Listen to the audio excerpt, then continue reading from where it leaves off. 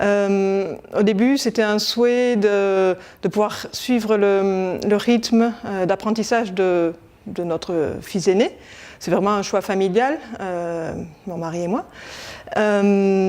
Et parce qu'on connaissait d'autres familles qui avaient fait ce choix et que ça correspondait vraiment à nos idées, à notre philosophie, dans une idée de, voilà, écologique et à la fois de bienveillance envers l'enfant, de respect de ses rythmes, qu'il apprenne en fonction de ses envies. Nous, on a choisi ce qu'on appelle le unschooling ou les apprentissages autonomes, c'est-à-dire vraiment pas d'apprentissage imposé à l'enfant, ce qui n'empêche pas de voir une multitude de sujets divers en discutant avec beaucoup de supports. Les enfants lisent énormément, on va dans la médiathèque très régulièrement, on visite des musées, enfin, toutes les activités prévues pour les scolaires sont accessibles aux enfants instruits en famille. On a une association locale qui permet de se retrouver régulièrement, on a accès à une salle municipale, on a accès à un gymnase ponctuellement. Voilà. Mais on a choisi de suivre vraiment leurs envies. Et leur envie peut être d'ouvrir un manuel de maths et de faire des exercices. C'est possible. C'est juste qu'on ne va pas dire aux enfants, bon, allez, maintenant on s'assoit et on va faire un exercice de français pendant tant de temps. Mais quand un enfant écrit un texte sur un forum, sur une lettre à un ami et vient poser la question comment ça s'écrit, et bien on en profite pour dire ah oui, là ça s'écrit comme ça parce que telle règle de grammaire fait que l'accord se fait comme ci, comme ça. Tout est occasion de partage.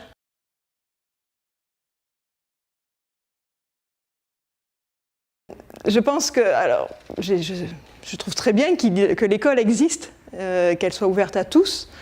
Ensuite, il y a des aspects que j'aime pas forcément à l'école, sinon peut-être j'aurais mis mes enfants, probablement. L'aspect compétition, le manque de coopération qui va avec, le fait que ce soit assez aléatoire en fonction des instituteurs, des professeurs, on trouve des personnes extraordinaires dans l'éducation nationale, on trouve aussi d'autres personnes avec qui vont avoir plus de mal à s'adapter à certains profils d'enfants, par exemple, et du coup laisser certains enfants sur le côté, en échec scolaire. Et je trouve ça vraiment dommage. L'objectif pour moi n'est pas de pousser l'enfant à une réussite scolaire, c'est juste qu'il puisse s'épanouir. Et je trouve que l'école en France aujourd'hui ne favorise pas assez l'épanouissement, la créativité des enfants et leur ouverture au monde d'une manière générale.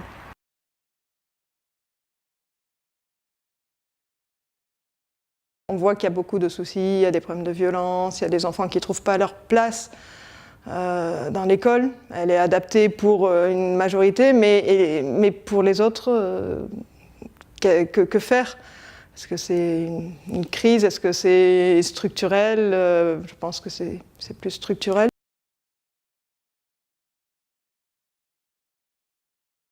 C'est aussi ce qu'on souhaite éviter en ne mettant pas nos enfants à l'école, c'est un certain formatage à une société de consommation qui ne nous convient pas, d'obéissance, de domination, une certaine idéologie qui ne correspond pas à l'idéologie familiale. Et d'inégalité, oui, on voit bien il y a des études qui montrent que la réussite des enfants dépend surtout de la position sociale des parents et pas de l'école. Et qu'au contraire, l'école a tendance à aggraver les inégalités. Et ça, c'est pas un avis personnel, c'est ce qu'on peut lire dans beaucoup d'endroits.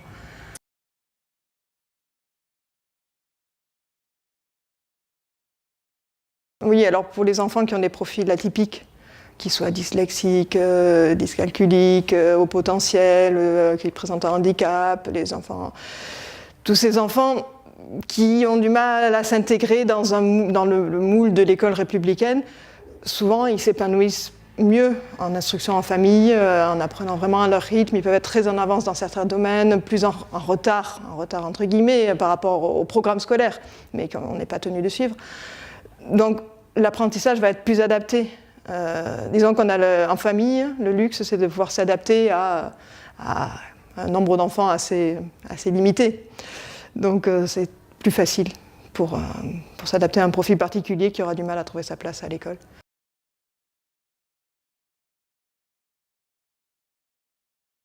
Je pense que les parents sont tout à fait légitimes pour enseigner à leurs enfants. On peut apprendre avec ses enfants. C'est un schéma qui n'est pas tout à fait le même qu'à l'école d'ailleurs.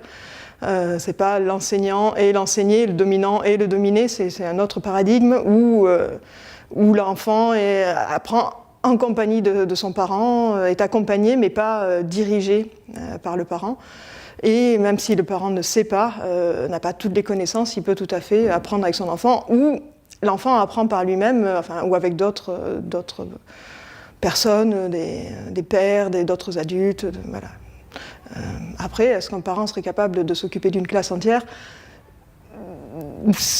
Avec une formation adéquate, probablement, comme un professeur. Mais voilà, c'est deux choses différentes.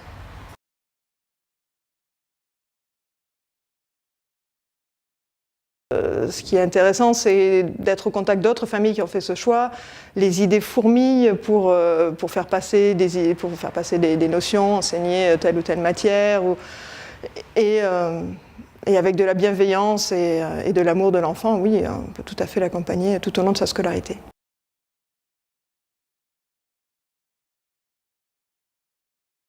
On peut voir, là je disais tout à l'heure, justement, le MIT accueille à bras ouverts les enfants, les homeschoolers, comme on dit en anglais, et apprécie chez eux leur esprit d'initiative et le fait que souvent ils sont en avance au niveau connaissances et compétences.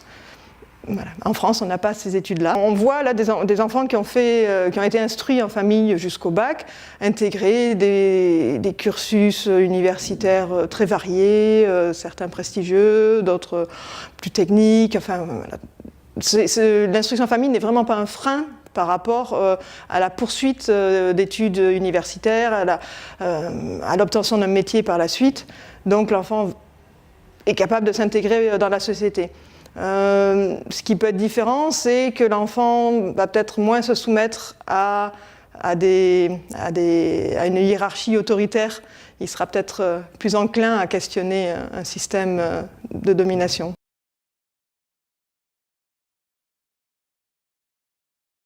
On voit, année après année, là, il y a à nouveau un projet de loi en cours donc, justement pour l'instruction obligatoire à partir de 3 ans qui veut encore préciser des choses pour l'instruction en famille, plus sur les modalités, sur l'organisation, la mise en place des contrôles, pas sur le contenu des connaissances. Et effectivement, on voit que les gouvernements successifs veulent encadrer de plus en plus l'instruction en famille en France. Il y a 10 ans, 15 ans, c'était par peur des sectes, parce qu'il y a eu un souci à un moment donné d'enfants qui n'étaient pas scolarisés et il y a eu un décès. Alors que la plupart des enfants qui ne sont pas scolarisés n'ont rien à voir avec des sectes. Là, aujourd'hui, c'est la radicalisation qui fait peur. Et les gens du ministère s'en cachent pas. Leur objectif, c'est de repérer les familles qui se radicalisent avec des enfants qui sont instruits en école coranique. Or, il y a déjà tout l'arsenal légal pour éviter, pour des signalements pour enfants sans danger.